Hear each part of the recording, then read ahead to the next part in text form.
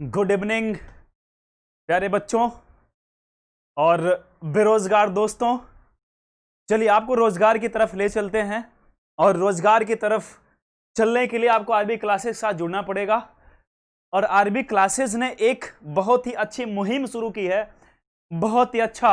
उसने एक निर्णय लिया है कि एनटीपीसी, अभी आपको पता है कि ताली थाली हल्ला बोल बेरोजगारों ने जो सब कुछ किया उसी का परिणाम है कि सरकार हिल गई। और सरकार के हिलने से उसने देखिए एनटीपीसी का जो एनटीपीसी एग्जाम की डेट है उसका अनाउंसमेंट कर दिया और कहा कि 15 दिसंबर से एनटीपीसी का एग्जाम शुरू हो जाएगा। तो जो एग्जाम अभी तक रुके थे मेरे प्यारे भाइयों, मेरे प्यारे बच्चों, जो अभी तक एग्जाम रुके थे वो निश्चिंत मान लीजिए आप कि बहुत जल्द जल्द होना शुरू हो जाएंगे। तो आपसे मेरी गुजारिश है, ये आग्रह है कि आप लोग पढ़ाई में लग जाइए। अभी तक जो लोग पढ़ाई से दूर दूर भग रहे थे, गांव में घूम रहे थे, उनसे हम बताना चाहेंगे कि यदि वह गांव में हैं तो कहाँ आ जाएं, शहर की तरफ बढ़ना शुरू कर दें अगर रोजगार में आना है तो, क्योंकि समय बहुत कम बचा हुआ है। अब अभी तक उनको लग रहा होगा कि समय बचा है, लेकिन अब बहुत कम समय बचा हुआ है। आइए हम बात करते हैं थोड़ी सी एनटीपीसी की। एनटीपीसी में देखिए आज साइंस का क्वेश्चन हम सॉल्व करवाएंगे, आपको कुछ साइंस के क्वेश्चन सॉल्व करवाएंगे इंपॉर्टेंट जो हैं। आज तो ये पहली क्लास से है, अगली क्लास से आपको टॉपिक वाइज, आज तो कंबाइंड आपको साइंस सॉल्यूशन मिलेगा, साइंस क्वेश्चन मिलेंगे। लेकिन जब ये सीक्वेंस में शुरू हो जाएगा और बहुत जल्द हम लोग सीक्वेंस में शुरू करते हैं तो आपको टॉपिक वाइज क्वेश्चन, उस टॉपिक से कितने क्वेश्चन अभी तक पूछे गए, किस तरह से पूछे जा सकते हैं, वो मिलना शुरू हो जाएंगे। तो आप लोग चैनल के साथ जुड़िए और लोगों को भी जुड़ने का प्रयास करिए। तो एनटीपीसी साइंस प्रैक्टिस सेट पहला आज देखते हैं। तो देखिए थोड़ा सा एनटीपीसी के बारे में बताना चाहेंगे। एनटीपीसी की बात की जाए तो जो एनटीपीसी का आंकड़ा मेरे प्यारे भाई वो कितना है, 40-30-30 का आंकड़ा है। कितना है, 40-30-30 का आंकड़ा है। बात समझ रहे ना? तो अगर 40-30-30 का आंकड़ा है, 100 क्वेश्चन हैं, 100 नंबर हैं, तो हमको इतना बेहतर तरीके से करना होगा कि कितना हम कर दें, 85 प्लस होते हैं तो हम निश्चिंत मान के बैठ जाएंगे कि हमारा सिलेक्शन तय हो गया है। 85 प्लस मान के चलेंगे कि हम सेफ हैं। और उतना करने के लिए आपको बेहतर तरीके से पढ़ाई करनी पड़ेगी। बात समझ गए? तो आइए हम देखते हैं कि क्वेश्चन कि कैसे इसको सॉल्व करेंगे, कैसे आप मेरे साथ इसको सॉल्व कर पाएंगे। तो पहला क्वेश्चन देखिए क्या भैया, कार्य का मात्रक क्या है। आपको हर क्वेश्चन में हम 10 सेकंड देंगे, कम से कम हर क्वेश्चन में 10 सेकंड देंगे और उसी 10 सेकंड में आपको आंसर देना होगा। जल्दी कमेंट करके बताइए कि कार्य का मात्रक क्या है। क्या वो जूल है, क्या वो न्यूटन है, क्या वो वाट है, क्या वो डाइन है। जल्दी कमेंट करके बताइए कि कार्य का मात्रक क्या है। जल्दी कमेंट करके बताइए। टाइम बिल्कुल नहीं है, आपके पास टाइम बिल्कुल नहीं है, मेरे पास टाइम बिल्कुल नहीं है। जल्दी से कमेंट करके बताइए कि कार्य का मात्रक क्या होगा। जल्दी से कमेंट करके बताइए, क्योंकि टाइम बिल्कुल नहीं है, ना तो आपके पास ना तो मेरे पास। जल्दी कमेंट करके बताइए कि कार्य का मात्रक क्या होगा। जल्दी कमेंट आना चाहिए बिल्कुल। चलिए हम बताते हैं कार्य का मात्रक क्या होगा।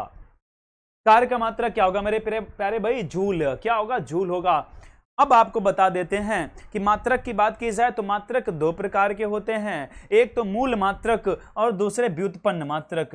एक कौन से मेरे प्यारे भैया, मूल मात्रक, और दूसरे कौन से, व्युत्पन्न मात्रक।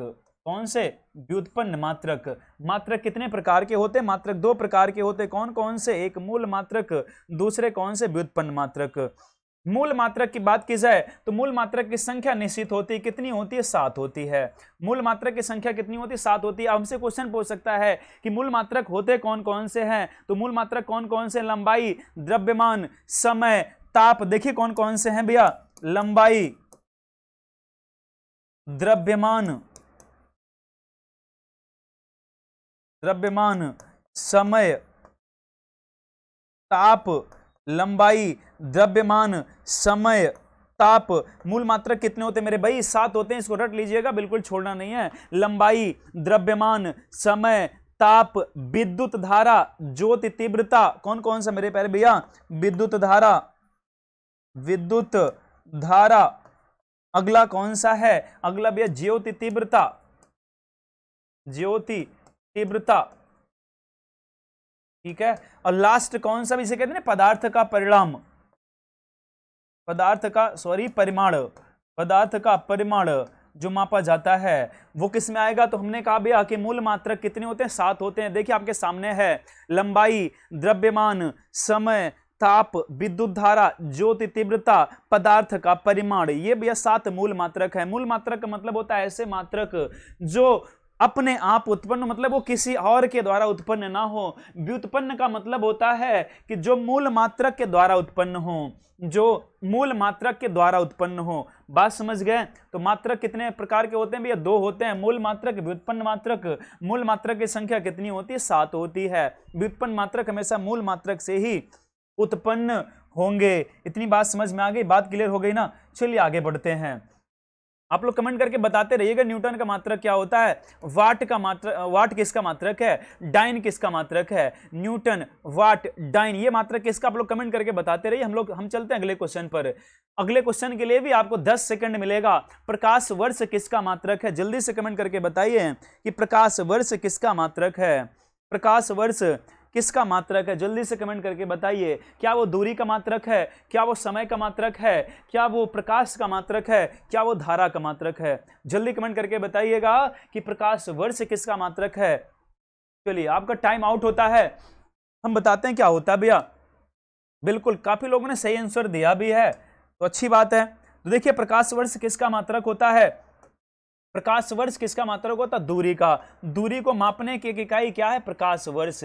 दूरी को किससे मापा जाता है? प्रकाश वर्ष से मापा जाता है। अब हमसे पूछ सकता है कि एक प्रकाश वर्ष बराबर कितना होता है मेरे प्यारे भैया? तो 9.46 गुणे 10 की घात 15 मीटर। एक प्रकाश वर्ष बराबर कितना होता है?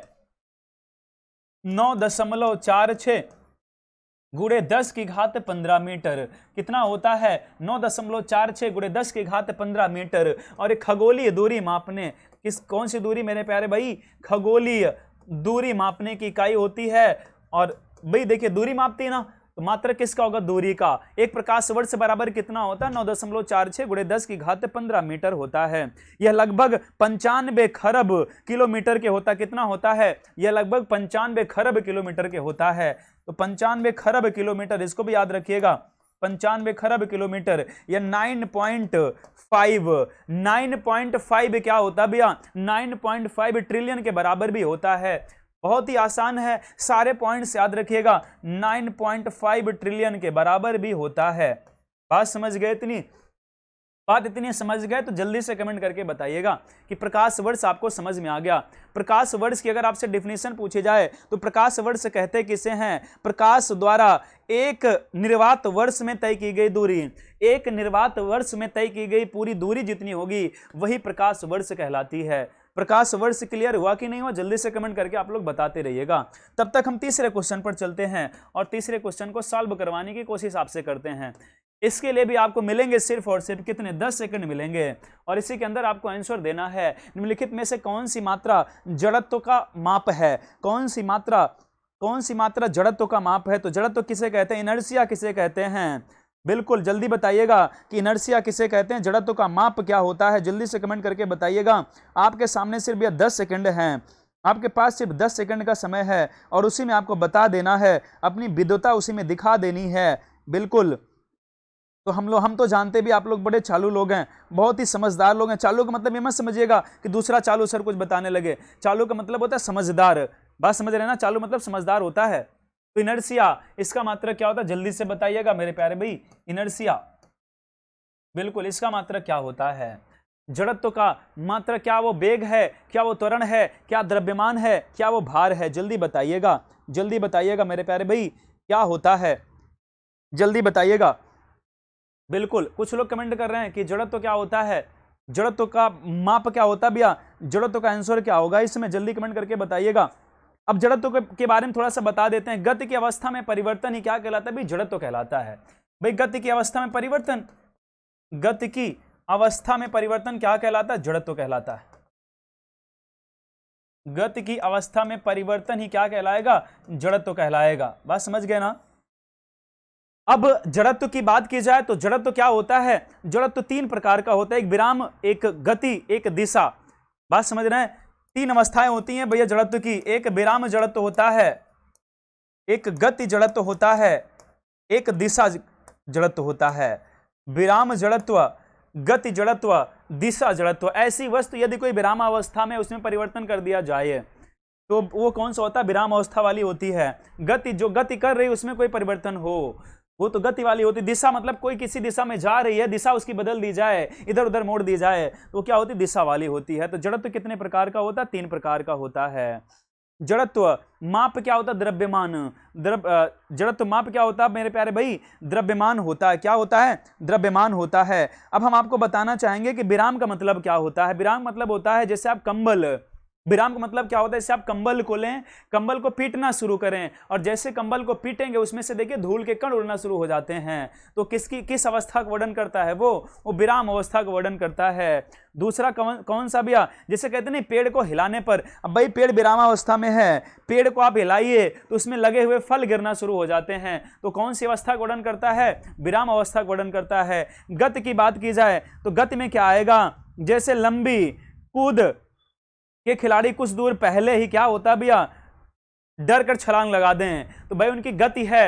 अब भाई वो क्या कर रहे हैं? लंबी कूद वाला कोई खिलाड़ी है, वो लंबी कूद करना चाहता है, कुछ वहां अपने पहुंचने से पहले जो उसकी लाइन होती है वहां पहुंचने से पहले थोड़ा डर जाए और कुछ दूर पहले से ही क्या कर दे? अपनी कूद लगा दे, तो गति अवस्था में परिवर्तन हुआ ना। दिशा का मतलब क्या हुआ कि जैसे मान लीजिए कोई भी वस्तु किसी दूसरी दिशा में जा रही है, उसको आपने परिवर्तित कर दिया, दूसरी तरफ मोड़ दिया, तो दिशा में परिवर्तन हो गया। तो ये बात रही किसकी भी? जड़त्व की बात रही, इनर्शिया की बात रही। बात क्लियर हो गई? अगले क्वेश्चन की तरफ हम लोग बढ़ते हैं। अगला क्वेश्चन देखते हैं। अगला क्वेश्चन क्या कहता है? ये तो बड़ा प्यारा क्वेश्चन आ गया। अब आप लोग इसको ध्यान से पढ़िएगा, इसको थोड़ा टाइम ज्यादा देंगे आपको, थोड़ा ध्यान से पढ़िएगा और सूची 1 को सूची 2 से सुमेलित करना है कि जूल किसका मात्रक है, एम्पियर किसका मात्रक है, वाट किसका मात्रक है, वोल्ट किसका मात्रक है, कैलोरी किसका मात्रक है। आपको हम थोड़ा इसमें टाइम देना चाहेंगे, आप लोग आराम से टाइम ले लीजिए इसमें और इसका आंसर बड़े प्यार से दीजिए। कोई जल्दबाजी नहीं करनी है, कहीं नहीं, जल्दी से बहुत आराम से आप लोग इसका जवाब दीजिए। जल्दबाजी बिल्कुल करनी ही नहीं है इसमें, बिल्कुल कोई जल्दबाजी नहीं करनी है, बहुत आराम जवाब दीजिए। हम इंतजार कर रहे हैं आपके जवाब का। जल्दबाजी करेंगे तो काम खराब हो जाएगा, जल्दबाजी में अधिकतर काम खराब हो जाता है, तो जल्दबाजी तो करनी ही नहीं है। बात समझ गए ना? जल्दबाजी बिल्कुल नहीं करनी है। आप लोग आराम से जवाब दीजिए कि जूल, एम्पियर है ना, जूल, एम्पियर, वाट, वोल्ट। सूची 1 को सूची 2 से सुमेलित करना है, तो बड़े प्यार से बड़े स्थिरता के साथ जवाब दीजिएगा, बहुत ही स्थिर होकर जवाब दीजिएगा मेरे प्यारे भाई। सवाल बहुत अच्छा है, बहुत ही प्यारा सवाल है और जितनी जल्दी आप लोग जवाब देंगे हम उतनी जल्दी आगे बढ़ जाएंगे। ठीक है, अब मिला लीजिए ना इसको। आप लोग जैसे मिलाना शुरू करेंगे एक एक करके बात क्लियर होती जाएगी, एक एक करके सारी बात आपकी क्लियर होती जाएगी। जैसे जूल की बात की जाए तो जूल की बात की जाए भैया, तो जूल किसका मात्रक होता है? जूल किसका मात्रक होता है? कार्य का। मिला दीजिए। जूल किसका मात्रक होता है भैया? कार्य का। एम्पियर किसका मात्रक होता है? एम्पियर की बात की जाए भैया तो एम्पियर किसका मात्रक होता है? एम्पियर किसका मात्रक होता है भाई? ठीक है, एम्पियर किसका मात्रक होगा भैया? धारा, बिल्कुल धारा का। तो मिला दीजिए, बिल्कुल बिल्कुल मिला दीजिए धारा से। अब ऑप्शन में हमने कहा 2 अगर मिल गया तो तुरंत ऑप्शन ढूंढिए, 2 मिल गया तुरंत ऑप्शन ढूंढिए। आप ऑप्शन ढूंढेंगे तो देखिए जूल, ए का 3 कहां पर है? देखिए ए का 3 यहां पर है, ए का 3 यहां पर और ए का 3 कहीं पर देखिए है ही नहीं, तो पूरा का पूरा अपने आप कैंसिल हो जाता है। देख रहे हैं, पूरा का पूरा अपने आप कैंसिल हो जाता है। चलिए एक और चेक कर लीजिए, बी का 1, बी का 1 देखिए और कहीं नहीं है, तो पहला ऑप्शन हमारा सही हो जाता है। इस तरह के क्वेश्चन हमने कहा कि अगर आपको 2 ऑप्शन पता है तो आप आसानी से इसको कर ले जाएंगे, इसको करने में कोई दिक्कत ही नहीं होगी। बात समझ रहे हैं ना? फिर अगले क्वेश्चन की तरफ बढ़ते हैं। ये क्वेश्चन बहुत ही प्यारा था, इसी तरह से क्वेश्चन अधिकतर पूछे जाते हैं। 5वां क्वेश्चन क्या कहता है? 5वां क्वेश्चन कहता है निम्नलिखित में से समय का मात्रक क्या नहीं है? जल्दी से कमेंट करके बताइएगा मेरे प्यारे भाई कि समय का मात्रक क्या नहीं है। क्या नहीं पूछा गया भैया कि समय का मात्रक क्या नहीं है? क्या वो अधिवर्ष नहीं है, क्या वो चंद्रमास नहीं है, क्या प्रकाश वर्ष नहीं है, या इनमें से कोई नहीं है? जल्दी कमेंट करके बताइएगा कि निम्नलिखित में से समय का मात्रक क्या नहीं है। बिल्कुल आपका टाइम ओवर होता है। तो अधिवर्ष तो है, ये समय का मात्रक है अधिवर्ष। चंद्रमास भी देखिए समय के लिए प्रयोग किया जाता है। अभी अभी आपको बताया गया कि जो प्रकाश वर्ष है ये तो दूरी का मात्रक है। जब प्रकाश वर्ष दूरी का मात्रक है तो आप कैसे कह सकते हैं कि प्रकाश वर्ष समय के लिए निर्धारित होता है? तो ये बिल्कुल नहीं है। तो ऑप्शन सी हमारा सही होता है। मतलब क्या होगा मेरे प्यारे भैया कि ऑप्शन सी सही नहीं है क्वेश्चन के अकॉर्डिंग। क्वेश्चन के अकॉर्डिंग भैया क्या सही होगा? Option C. अगला क्वेश्चन देखिए, छठा क्वेश्चन क्या कहता है। छठा क्वेश्चन भी बहुत ही प्यारा, बहुत ही मस्त। पारसेक इकाई है, किसकी इकाई है पारसेक? क्या वो दूरी की है, क्या समय की है, क्या प्रकाश की चमक की है, क्या चुंबकीय बल की है? जल्दी से बताइएगा कि पारसेक किसकी इकाई है। पारसेक किसकी इकाई है? जल्दी कमेंट करके बताइएगा भैया कि पारसेक किसकी इकाई है। पारसेक किसकी इकाई है? टाइम आपका आउट होता है, टाइम आपका ओवर होता है। पारसेक किसकी इकाई है? जल्दी कमेंट करके बताइएगा। बिल्कुल पारसेक देखिए दूरी की मात्रा, किसका मात्रक है? दूरी का मात्रक क्या होता है? पारसेक होता है। सबसे लंबी दूरी का मात्रक क्या होता है? भी पारसेक ही होता है। एक पारसेक बराबर होता कितना है? 3.08 गुणे 10 की घात 16 मीटर। कितना होता? 3.08 गुणे 10 की घात 16 मीटर। ये पारसेक का मान होता है। एक पारसेक बराबर कितना होता है? 3.08 गुणे 10 की घात 16 मीटर। ये पारसेक का मान होता है। अब एक पारसेक बराबर कितना होता है भैया? अच्छा, एक पारसेक बराबर कितना होता है? एक पारसेक बराबर होता है, ये तो प्रकाश वर्ष के बराबर हो गया। एक पारसेक बराबर होता है कितना? 1.918 गुणे 10 की घात 13 मील। इसी को हम क्या लिख सकते हैं? एक गुणे इसी को क्या लिख सकते हैं मेरे प्यारे भैया? इसी को लिख सकते हैं 1.918 1.918 गुणे 10 की घात 13 मील। इसमें अगर दे दे मील में तो हम कितना बताएंगे? 1.918 गुणे 10 घात 13 मील होता है कितना? एक पारसेक बराबर होता है। तो पारसेक का मान समझ में आया। तो पारसेक किसका मात्रक है? दूरी का मात्रक है। साइंस में ढेर सारे क्वेश्चन आपको करवाए जाएंगे, इतने क्वेश्चन करवाए जाएंगे भाई। अभी तो ये छोटा लेवल है, अभी तो छोटे छोटे क्वेश्चन आपको बताए जा रहे हैं। अभी लेवल थोड़ा बढ़ने दीजिए, है ना। आप लोग अगर ये पूरा वीडियो देख लेते हैं ना, पूरा आरबी क्लासेस कितना साइंस वाला पोर्शन है, तो साइंस के क्वेश्चन तो नहीं गलत होंगे, ये तो गारंटी है। अभी ये तो शुरुआत है, हम कहीं से भी खोज के लाएंगे। हमने कई बार कहा गारंटी मेरी है कि मैं कहां से खोज के लाता हूं। अभी तक जितने क्वेश्चन पूछे गए साइंस में, किस तरह के क्वेश्चन पूछे गए, सब आपको दूंगा। बात समझ रहे हैं? चलिए अगली बात करते हैं। अगले क्वेश्चन की तरफ अगर हम बढ़ते हैं भैया, तो अगला क्वेश्चन क्या कहता है? अगला क्वेश्चन कहता है निम्नलिखित में से कौन सा एक सुमेलित नहीं है? तो नहीं पर हमको ध्यान देना होगा कि निम्नलिखित में से कौन सा एक सुमेलित नहीं है। नहीं वाले पर विशेष ध्यान दीजिएगा, नहीं वाले पर विशेष ध्यान दीजिएगा कि कौन सा सुमेलित नहीं है। ठीक है, तो नहीं पर विशेष ध्यान दीजिएगा कि कौन सा सुमेलित नहीं है। जल्दी कमेंट करके बताइएगा कि कौन सा सुमेलित नहीं है। क्या डेसिबल ध्वनि की तीव्रता की इकाई है? बिल्कुल ध्वनि की तीव्रता की इकाई है। सुमेलित नहीं है तो क्या डेसिबल ध्वनि की तीव्रता की इकाई? बिल्कुल है। अश्वशक्ति भी क्या है? शक्ति की इकाई है। समुद्री मील किसकी है? नौ संचालन में दूरी की इकाई है। लेकिन इसमें देख रहे हैं ना, सेल्सियस उष्मा की इकाई है। कौन सा सुमेलित नहीं है? सेल्सियस उष्मा की इकाई नहीं है। सेल्सियस क्या भी सुमेलित कौन सा नहीं? ऑप्शन डी हमारा गलत होता है। तो सेल्सियस किसकी इकाई है? सेल्सियस उष्मा की नहीं, बल्कि सेल्सियस किसकी है? टेम्परेचर की है। किसकी भैया? टेम्परेचर की है। बात समझ पा रहे हैं? किसकी है? टेम्परेचर की। आप कहते नहीं कि कितना डिग्री सेल्सियस आपका तापमान है, कभी कहा कि आपने इतना डिग्री सेल्सियस आपकी उष्मा है? उष्मा नहीं भैया, है क्या? टेम्परेचर की बात करता है हमेशा कौन? सेल्सियस। तो ऑप्शन डी हमारा सही होता है क्वेश्चन के अकॉर्डिंग। बात क्लियर हो गई? अगले क्वेश्चन की तरफ बढ़ते हैं। अगला क्वेश्चन देखिए क्या कहता है। अगला क्वेश्चन कहता है कि ल्यूमेन किसका मात्रक है? ल्यूमेन किसका मात्रक है? जल्दी कमेंट करके बताएंगे कि ल्यूमेन किसका मात्रक है। बिल्कुल, ल्यूमेन किसका मात्रक है? ल्यूमेन किसका मात्रक है? क्या वो ज्योति तीव्रता का है? क्या ज्योति फ्लक्स का है? उपरोक्त दोनों का? इनमें से कोई नहीं। जल्दी बताएंगे, आपके पास सिर्फ 10 सेकंड है। बिल्कुल, हम टाइम ही देख रहे हैं भैया। चलिए, टाइम आपका होता है आउट, और किसका होता है? ज्योति फ्लक्स का।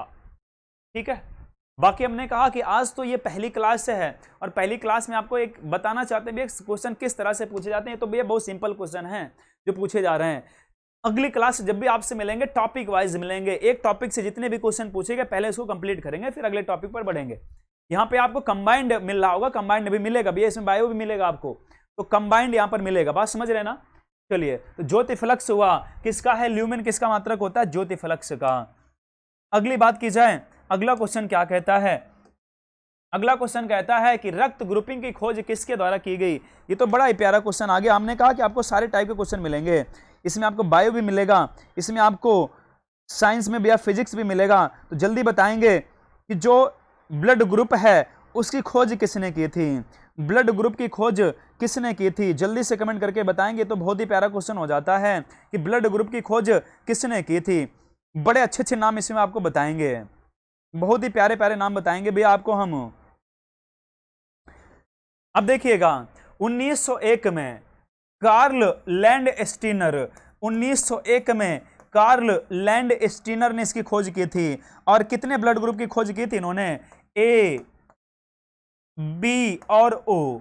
ए, बी और ओ, तीन ब्लड ग्रुप की खोज कब हो चुकी थी, 1901 में हो चुकी थी। लेकिन 1902 में, कब भैया मेरे प्यारे भाई, 1902 में एक और इन्हीं के साथ लगे हुए वैज्ञानिक थे, अल्फ्रेड वान डिकासेलो। 1902 में इन्हीं के साथ और एक वैज्ञानिक लगे हुए थे, क्या नाम था, अल्फ्रेड वान डिकासेलो। क्या नाम था, अल्फ्रेड वान डिकासेलो ने मिलकर इन्हीं के साथ 1902 में एक ब्लड ग्रुप और खोजा और नाम क्या था, ए बी। तो ब्लड ग्रुप कितने हैं, चार हैं, ए बी ओ और ए बी। तो ए बी ओ की खोज हो चुकी थी 1901 में, किसके द्वारा, किसके द्वारा, कार्ल लैंडस्टीनर के द्वारा। लेकिन 1902 में अल्फ्रेड वान डिकासेलो ने ए बी की खोज की। तो ब्लड ग्रुप कितने हैं, चार हैं।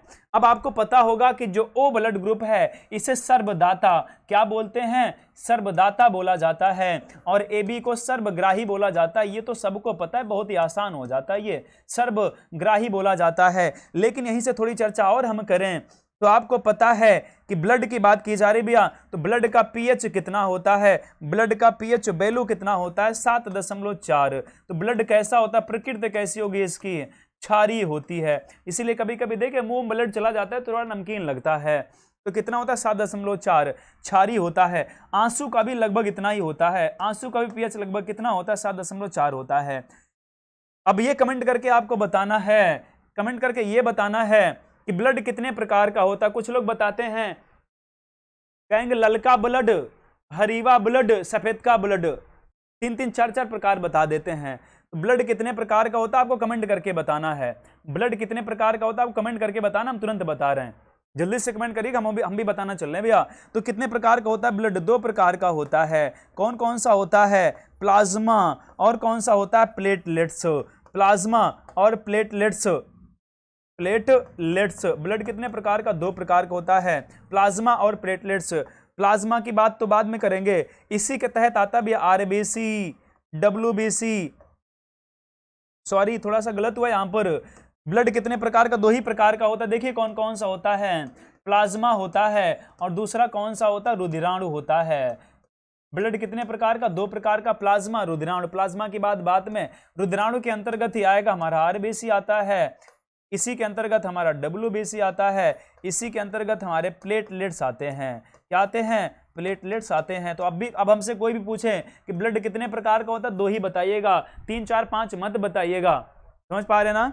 चलिए अगले क्वेश्चन की तरफ बढ़ते हैं। अगला क्वेश्चन क्या कहता है, अगला क्वेश्चन देखिए क्या कहता है। अभी 10वां क्वेश्चन आपके सामने आ गया है। अगला क्वेश्चन कहता है कि who propounded the theory of evolution, मतलब विकास का सिद्धांत किसने दिया, विकास का सिद्धांत किसने दिया। जल्दी कमेंट करके बताइएगा कि विकास का सिद्धांत किसके द्वारा दिया गया। बहुत ही अच्छा क्वेश्चन है कि विकास का सिद्धांत किसने दिया था, जल्दी कमेंट करके बताइए। क्या वो स्पेंसर थे, क्या वो डार्विन थे, क्या वो वालेस थे, क्या वो हक्सले थे, जल्दी कमेंट करके बताएंगे भैया कि विकास का सिद्धांत किसने दिया था। इनकी एक पुस्तक भी अभी आपको बताते हैं, पुस्तक क्या है, एक वर्ष पर्टिकुलर है, उसी वर्ष में इन्होंने एक पुस्तक लिखी थी और पुस्तक का नाम क्या था, टाइम आउट हो चुका है। पुस्तक का नाम क्या था भैया, ये डार्विन तो यहां पर सही होंगे, पुस्तक का नाम क्या था, the origin of species, on the origin of species. इन्होंने लिखा कब था, 1859 में। नाम क्या था भैया, on the origin of, on the origin of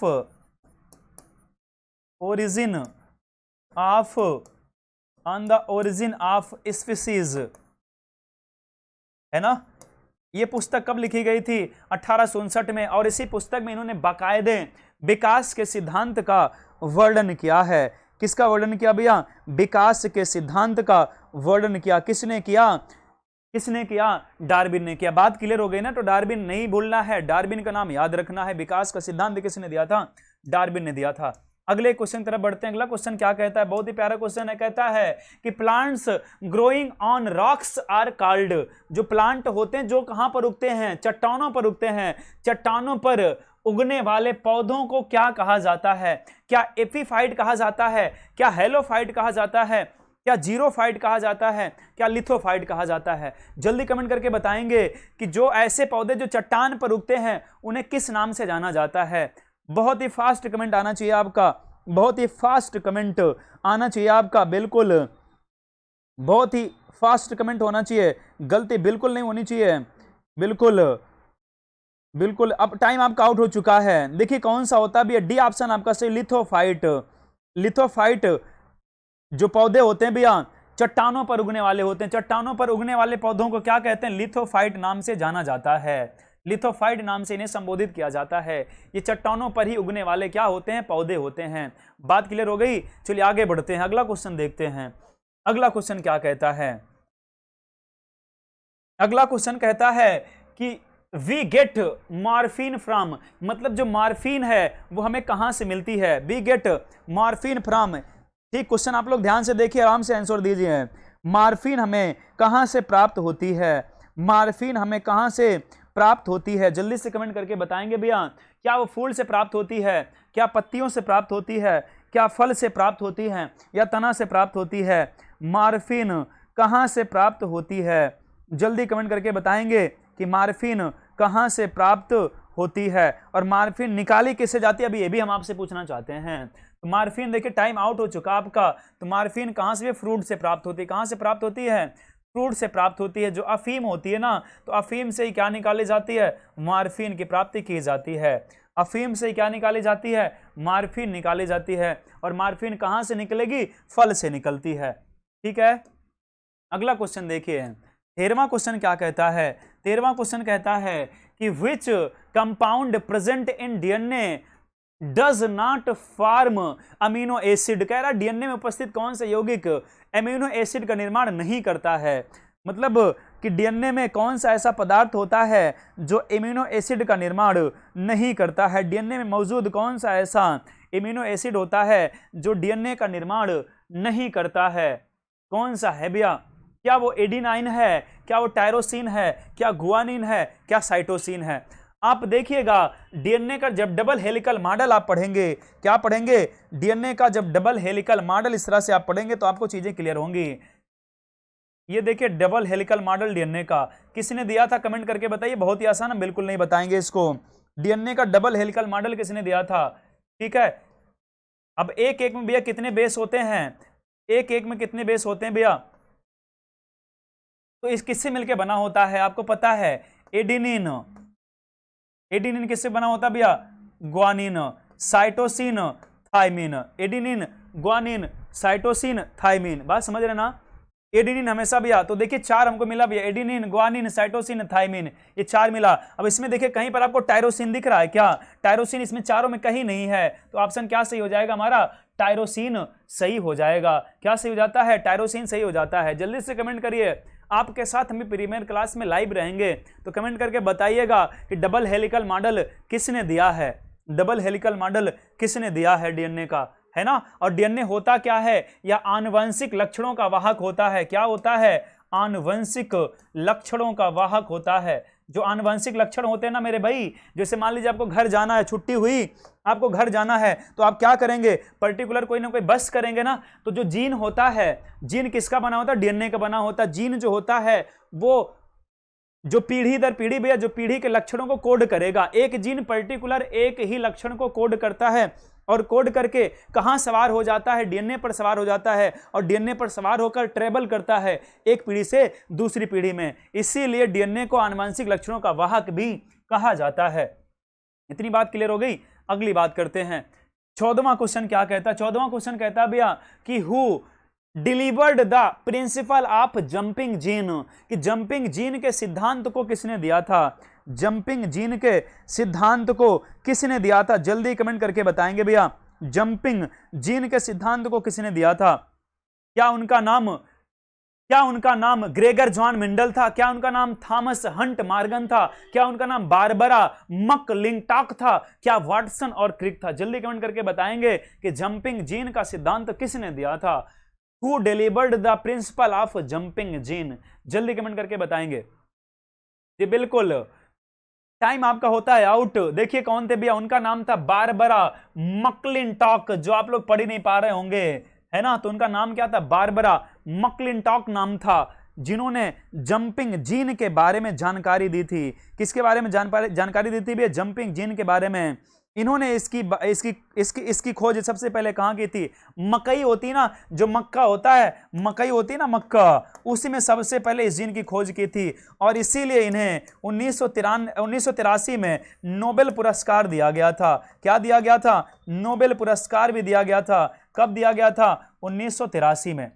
बात समझ पा गए? तो मक्के में सबसे पहले जंपिंग जीन की इन्होंने जानकारी प्राप्त की थी, और इसीलिए इन्हें भैया 1983 में नोबेल पुरस्कार से सम्मानित किया गया था। जंपिंग जीन होता क्या, आपके दिमाग में चल रहा होगा, डीएनए में होता क्या ना, कभी कभी जो रेप्लिकेशन का काम चल रहा होता है, वो जंप करके वो कार्य ना होकर कोई दूसरा कार्य होने लगता है, वो कार्य ना होकर कोई दूसरा कार्य प्रारंभ हो जाता है। जंपिंग जीन वही है भाई, कि लक्षण जिस लिए आया था, लक्षण उस लिए काम ना करके कोई दूसरा कार्य करना शुरू कर दिया, तो वही जंपिंग जीन होता है। बाकी विस्तृत चर्चा जब टॉपिक शुरू हो जाएगा, जब टॉपिक टू टॉपिक आपको क्वेश्चन मिलना शुरू हो जाएगा, तो वहां पर बेहतर चर्चा आपसे की जाएगी। ठीक है, अगला क्वेश्चन देखिएगा।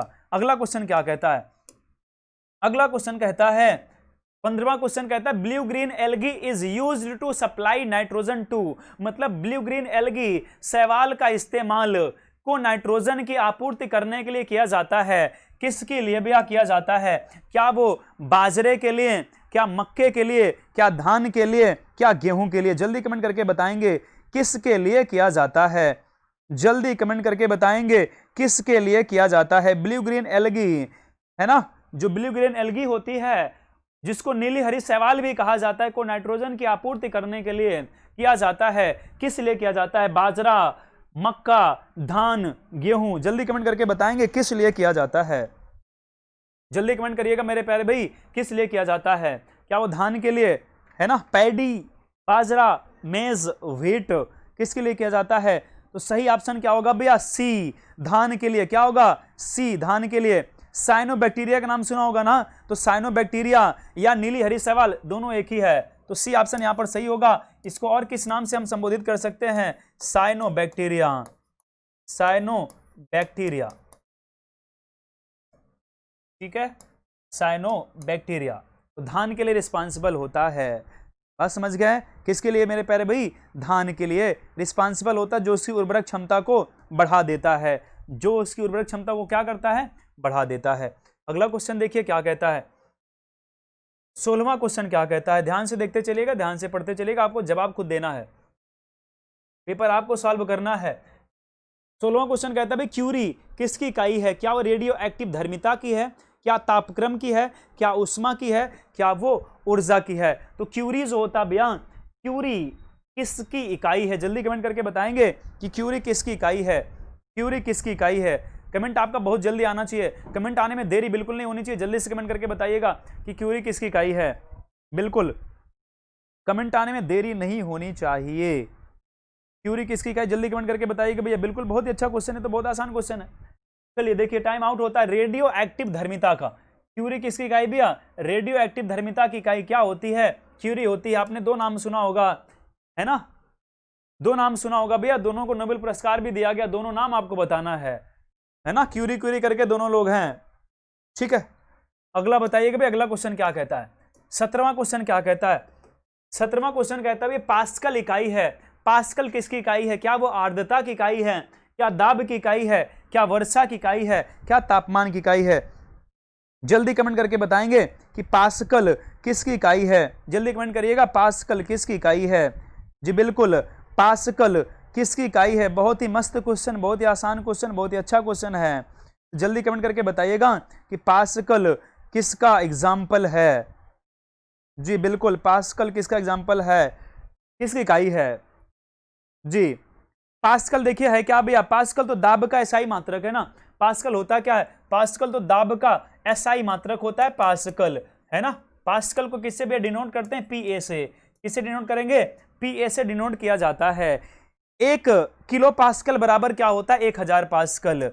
1 किलो पास्कल क्या बराबर क्या होता है भैया, 1000 पास्कल के बराबर होता है। 1 किलो पास्कल बराबर कितने के बराबर होता है, 1000 पास्कल के बराबर होता है। बात क्लियर हो गई। अगले क्वेश्चन की तरफ बढ़ते हैं। अगला क्वेश्चन क्या कहता है, अगला क्वेश्चन कहता है कि कैंडेला मात्रक है। कैंडेला किसका मात्रक है, जल्दी कमेंट करके बताइएगा कि कैंडेला किसका मात्रक है। क्या वो ज्योति फ्लक्स का है, क्या ज्योति प्रभाव का है, क्या ज्योति दाब का है, या ज्योति तीव्रता का है। जल्दी से कमेंट करके बताइएगा कि कैंडेला किसका मात्रक है। जल्दी से फास्ट कमेंट आना चाहिए आपका। जी बिल्कुल, टाइम आपको दिया गया है, टाइम आउट होने वाला आपका, बहुत चंद सेकंड बचे आपके पास, जल्दी जवाब दीजिए, नहीं तो हम जवाब दे देंगे तो हमारा सही हो जाएगा, आपका गलत हो जाएगा। तो कैंडेला किसका मात्रक है, कैंडेला तो देखिए हम जवाब देते हैं, आपका टाइम आउट हो चुका भैया। ज्योति तीव्रता का किसका मात्रक है, ज्योति तीव्रता का मात्रक है। डिनोट किससे करते हैं, सीडी से। डिनोट किससे करते हैं भैया, कैंडेला को सीडी से डिनोट किया जाता है ना। अब कई बार पूछा जाता है भैया कि कैंडेला किसके बराबर होता है, तो 5550 एंगस्ट्रॉम के बराबर। इसको याद रखिएगा, 5550 एंगस्ट्रॉम के बराबर होता है कैंडेला। बात को याद रखिएगा, नहीं भूलना है, 5550 एंगस्ट्रॉम। अब हमसे कई बार पूछा गया भैया कि कैंडेला और ज्योति तीव्रता की परिभाषा क्या होती, ज्योति तीव्रता क्या होता है, किसी दिशा में किसी प्रकाश स्रोत के एकांक घन कोण में उत्सर्जित होने वाली ज्योति फ्लक्स की मात्रा को ही क्या बोलते हैं, ज्योति तीव्रता बोलते हैं, है ना। तो घन कोण का संबंध भी किससे है, ज्योति तीव्रता से। अगर हमसे पूछा जाए कि घन कोण का संबंध भी किससे है, ज्योति तीव्रता से है ना भैया, किससे है, ज्योति तीव्रता से है। बात क्लियर हो गई, इतनी बात क्लियर हो गई, ठीक। अगले क्वेश्चन तरफ बढ़ते हैं। अगला क्वेश्चन क्या कहता है, अगला क्वेश्चन कहता है भैया, चलिए अगला क्वेश्चन कहता है कि मात्रकों की अंतरराष्ट्रीय पद्धति कब लागू की गई। अब भाई जो मात्रक दो प्रकार के होते हैं ना, एक अंतरराष्ट्रीय, एक राष्ट्रीय। एक तो राष्ट्र खुद मानता है, एक अंतरराष्ट्रीय होता है जो कि सबके लिए मान्य होता है। तो पूछा गया है कि मात्रकों की अंतरराष्ट्रीय पद्धति कब लागू की गई, जल्दी कमेंट करके बताइएगा।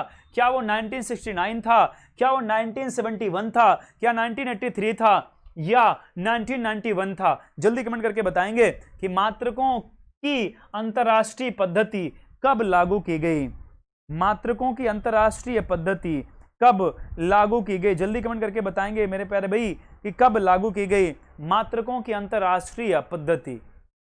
जी बिल्कुल, कुछ लोग आंसर भैया सही भी आ रहा है। अब जैसे कौन कौन भैया, अब देखिए 1971 यहां पर तो सही होगा, सही क्या होगा, 1971। मात्रकों की अंतरराष्ट्रीय पद्धति कब लागू की गई, 1971 में लागू की गई। बात क्लियर हुई, कब लागू हुई, 1971 में, है ना।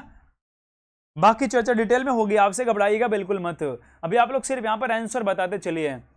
अगला क्वेश्चन देखिए आपके सामने है। अगला क्वेश्चन कहता है कि एसआई पद्धति में लेंस की शक्ति की इकाई क्या होती है। एसआई पद्धति में लेंस की शक्ति की इकाई क्या होती है, जल्दी कमेंट करके बताएं। क्या वो वाट होता है, क्या वो डायोप्टर होता है, क्या ओप्टर होता है, क्या मीटर होता है। जल्दी कमेंट करके बताएंगे कि क्या होता है, जल्दी कमेंट करके बताएंगे भैया कि क्या होता है। जी बिल्कुल, कमेंट आपका बहुत जल्दी आना चाहिए, कमेंट आने में देरी नहीं होनी चाहिए। आप लोग बहुत देरी करते हैं कमेंट आने में, कमेंट लाने में बहुत देरी होती है आपकी। जल्दी कमेंट करके बताइएगा,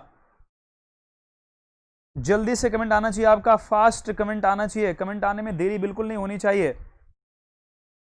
जी बिल्कुल, चलिए कुछ लोग कमेंट आ भी चुका है।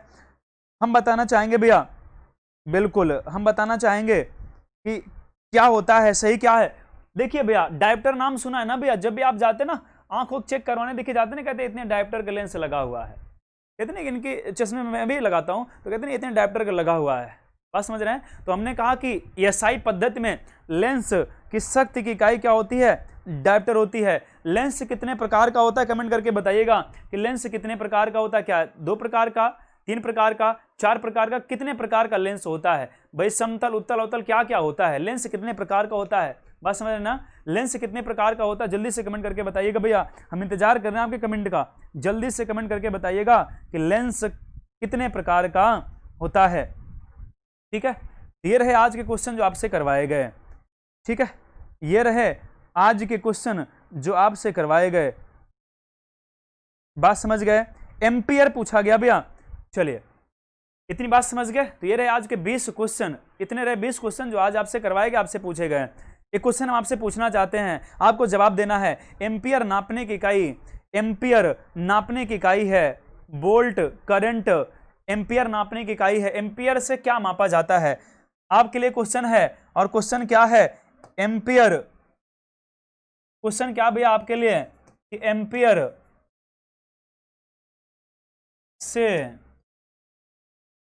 से क्या मापा जाता है? एम्पियर से क्या मापा जाता है, ये आपका क्वेश्चन है। पहला क्वेश्चन है एम्पियर से क्या मापा जाता है, यहां पर कोई ऑप्शन नहीं देंगे। दूसरा क्वेश्चन आज का आपके लिए है, पहला हमने कहा एम्पियर से क्या मापा जाता है, आपको कमेंट करके बताना, इसका ऑप्शन हम बिल्कुल नहीं देंगे। दूसरा क्वेश्चन आपके लिए भैया बहुत ही प्यारा क्वेश्चन है, और इसके बारे में बताइएगा आप लोग कि द्विनाम पद्धति के जन्मदाता, द्विनाम पद्धति के जन्मदाता कौन है? द्विनाम पद्धति के जन्मदाता कौन है, ये कमेंट करके आपको बताना है। ठीक है, 2 क्वेश्चन हो गए आपके। तीसरा क्वेश्चन लिखिएगा। तीसरा क्वेश्चन क्या कहता है? तीसरा क्वेश्चन कहता है नौसादर। तीसरा क्वेश्चन कहता है नौसादर का अणुसूत्र। नौसादर का अणुसूत्र बताना है आपको। क्या बताना है? नौसादर का अणुसूत्र बताना है। ये 3 क्वेश्चन ध्यान से पढ़ लीजिए, ध्यान समझ लीजिए। ये 3 क्वेश्चन आपके लिए हैं। पहला क्वेश्चन है एम्पियर से क्या मापा जाता है। दूसरा क्वेश्चन द्विनाम पद्धति के जन्मदाता कौन है। तीसरा है नौसादर का अणुसूत्र क्या है। बात क्लियर हो गई। तो ये रहे भैया आज के 20 क्वेश्चन जो कि कंबाइंड थे साइंस से। लेकिन भैया हमने कहा कि आरबी क्लासेज ने बहुत अच्छी मुहिम शुरू की है एनटीपीसी के लिए। रीजनिंग की अलग, साइंस की अलग, मैथ की अलग, सारी अलग अलग टॉपिक आपको बताए जाएंगे, और टॉपिक वाइज होगा। अभी हमारे पास 90 दिन है ना, लगभग भैया 3 महीने का टाइम है, और ये फ्री ऑफ कॉस्ट होगा, घबराइएगा मत। इसके लिए कोई आपसे पेड मतलब कोई पैसा नहीं लिया जाएगा, ये फ्री ऑफ कॉस्ट होगा, बिल्कुल मत डरिएगा। बस ज़्यादा से ज़्यादा जुड़िए और ज़्यादा से ज़्यादा लोगों को जोड़िए। तो आज क्लास यहीं तक। क्लास अटेंड करने के लिए बहुत बहुत धन्यवाद। आप लोग खुश रहिए, मस्त रहिए, स्वस्थ रहिए, अच्छे से बनाइए, खाइए, स्वस्थ रहिए। बहुत बहुत धन्यवाद क्लास अटेंड करने के लिए।